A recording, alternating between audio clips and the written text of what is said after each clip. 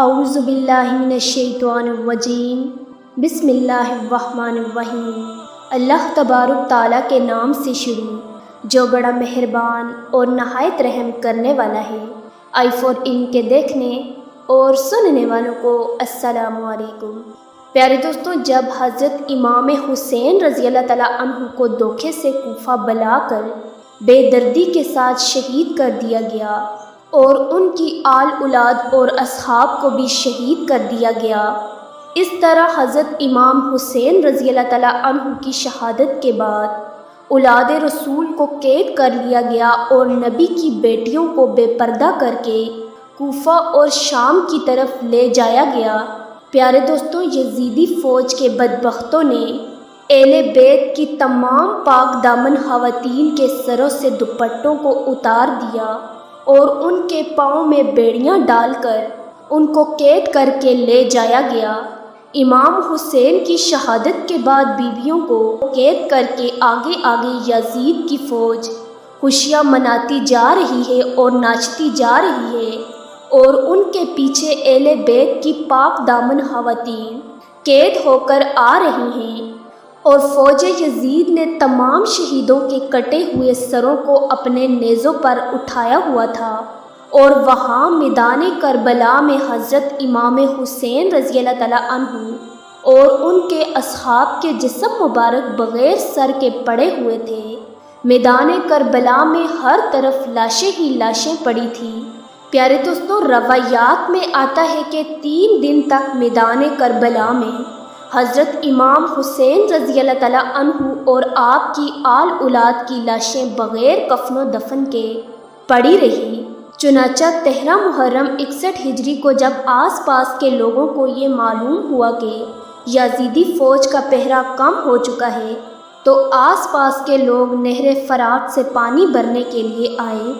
بنی اسد کی کچھ عورتیں جب نہر فرات سے پانی بھرنے کے لیے آئیں تو انہوں نے یہ منظر دیکھا کہ میدان کربلا میں ہر طرف لاشیں بکھری پڑی ہیں، کسی کا بازو کہیں پڑا ہے تو کسی کا جسم کہیں پڑا ہے تو کسی کے پاؤں کہیں پڑے ہیں۔ ان عورتوں نے لرزا دینے والا جب یہ منظر دیکھا تو وہ بھاگتی ہوئی اپنے مردوں کے پاس کی اور اپنے مردوں سے کہنے لگی کہ اس کربلا کے میدان میں حضرت محمد مصطفیٰ صلی اللہ علیہ وسلم کا خاندان تھا، شاید یزید نے ان کو شہید کر دیا ہے، ان شہیدوں کی لاشیں بکھری پڑی ہیں اور ان کے خیمے جلے پڑے ہیں۔ وہ عورتیں اپنے مردوں سے کہنے لگی کہ آؤ ہم چل کر آل رسول صلی اللہ علیہ وسلم کے شہیدوں کو دفن کرتے ہیں۔ ان عورتوں کی یہ بات سن کر ان کے مرد ان عورتوں سے یہ کہنے لگے کہ تم پاگل ہوگی ہو، آل رسول کو یزید نے قتل کیا ہے، اگر ہم ان کو دفن کریں گے تو یزید کہیں ہمارا دشمن نہ بن جائے اور کہیں ہم کو بھی قتل نہ کر دے۔ تم اس بات کو چھوڑ دو، کوئی نہ کوئی آئے گا تو ان کو دفن کر دے گا۔ اپنے مردوں کی یہ بات سن کر وہ عورتیں اپنے مردوں سے کہنے لگی کہ تعجب ہے تمہارے ایمان پر، تم لوگ رسول اللہ صلی اللہ علیہ وسلم کا کلمہ پڑھتے ہو اور ان کی آل اولاد سے یہ محبت رکھتے ہو۔ یاد کرو کہ حضور پاک صلی اللہ علیہ وسلم نے کیا فرمایا تھا کہ میں تم لوگوں سے کچھ نہیں مانگتا سوائے اس کے کہ تم لوگ میری آل اولاد سے محبت کرو۔ اس طرح ہی عورتیں اپنے مردوں سے کہنے لگی کہ اگر تم لوگ نہیں جاتے تو مت جاؤ، ہم جائیں گے۔ حضور پاک صلی اللہ علیہ وسلم کی آل اولاد اور ان کے نواسے کو دفن کرنے کے لیے۔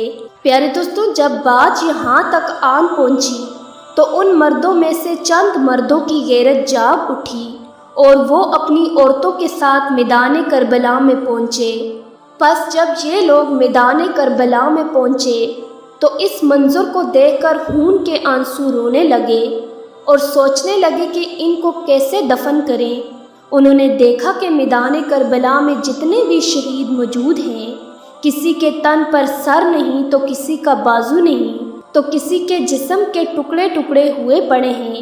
یہ منظر دیکھ کر وہ حیران و پریشان ہو گئے اور سوچنے لگے کہ ان کو کیسے دفن کیا جائے۔ پھر اس کے بعد انہوں نے یہ سوچا کہ ایک بہت بڑی قبر بنائی جائے اور ان کے اندر تمام شہیدوں کو ایک ساتھ دفن کر دیا جائے۔ یہ لوگ شہیدوں کو دفن کرنے کے لیے قبر کھود ہی رہے تھے کہ اچانک سے ایک گھڑ سوار ان کے پاس آیا۔ یہ منظر دیکھ کر یہ لوگ سوچنے لگ گئے کہ شاید کوئی سپاہی ہے۔ یہ لوگ اس سے پوچھنے لگے کہ تم کون ہو؟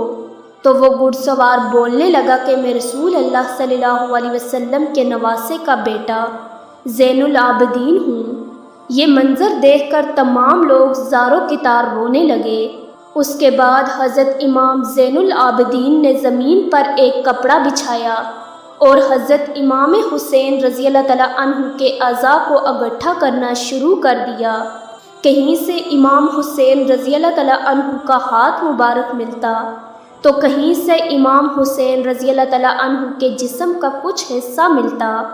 اس طرح حضرت امام زین العابدین نے حضرت امام حسین رضی اللہ تعالیٰ عنہ کے تمام جسم کے حصوں کو جمع کیا اور ایک مقام پر اکٹھا کر لیا، اور جب حضرت امام زین العابدین حضرت امام حسین رضی اللہ تعالیٰ عنہ کو دفن کرنے کے لیے میدان کربلا میں زمین کو کھولتے ہیں تو دیکھتے ہیں کہ ایک جگہ پر پہلے سے ہی قبر بنی ہوئی ہے۔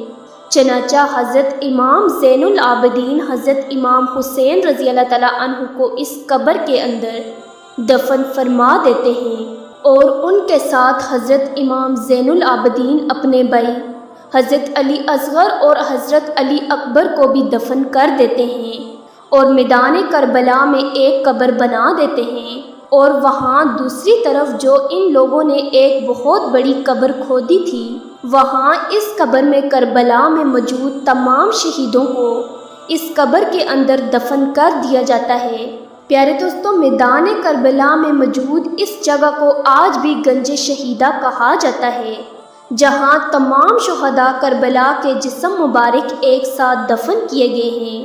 اس طرح جب تمام شہداء کربلا کو دفن کر دیا گیا تو کسی نے کہا کہ ایک شہید کو دفن کرنا ابھی باقی ہے۔ اس وقت حضرت امام ساجد رضی اللہ تعالیٰ عنہ رو کر فرمانے لگے کہ یہ حبیب ابن مظاہر ہیں۔ آپ علیہ السلام فرمانے لگے کہ اللہ تبارک تعالیٰ یہ چاہتا ہے کہ ان کو ایسی جگہ دفن کیا جائے کہ جہاں پر جب بھی کوئی حضرت امام حسین رضی اللہ تعالیٰ عنہ کے پاس آئے تو ان کو سلام کر کے آئے۔ اس کے بعد حضرت حبیب رضی اللہ تعالیٰ عنہ کو دفن کیا۔ جب سب لوگ دفن کرنے کے بعد جانے لگے تو کسی نے کہا کہ ٹھہرو، ابھی ایک اور شہید کو دفن کرنا باقی ہے۔ تو لوگوں نے کہا کہ تمام شہیدوں کو دفن کر دیا ہے، اب کون سا شہید باقی ہے؟ تو حضرت امام ساجد علیہ السلام فرمانے لگے کہ آؤ نہر فرات کے کنارے۔ جب تمام لوگ وہاں پر پہنچے تو دیکھا کہ حضرت عباس رضی اللہ تعالیٰ عنہ کا ایک بازو پڑا ہے۔ جب لوگ تھوڑا آگے بڑھے تو دیکھا کہ حضرت عباس رضی اللہ تعالیٰ عنہ کا دوسرا بازو پڑا ہے، اور حضرت عباس رضی اللہ تعالیٰ عنہ کا جسم مبارک وہاں پر موجود ہے جہاں پر آپ لڑتے لڑتے شہید ہوئے تھے۔ اس کے بعد حضرت عباس رضی اللہ تعالیٰ عنہ کے لیے قبر کھودی گئی اور آپ کے جسم مبارک کو بھی ایک مقام پر دفن کر دیا گیا۔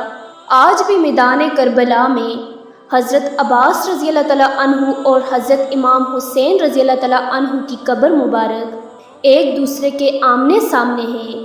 اللہ تبارک تعالیٰ سے دعا ہے کہ اللہ تبارک تعالیٰ ہمیں اہل بیت سے بے انتہا محبت کرنے کی توفیق عطا فرمائے، اور جس اسلام کی خاطر اہل بیت نے اپنی جانوں کو قربان کیا، اس اسلام پر حقیقی طور پر چلنے کی توفیق عطا فرمائے۔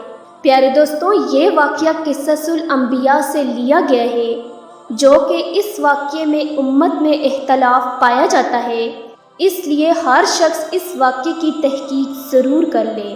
معزز ویورز، امید کرتی ہوں کہ آپ کو ہماری آج کی ویڈیو پسند آئی ہوگی۔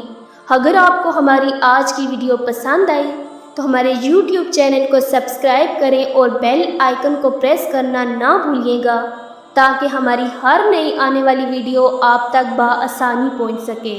شکریہ۔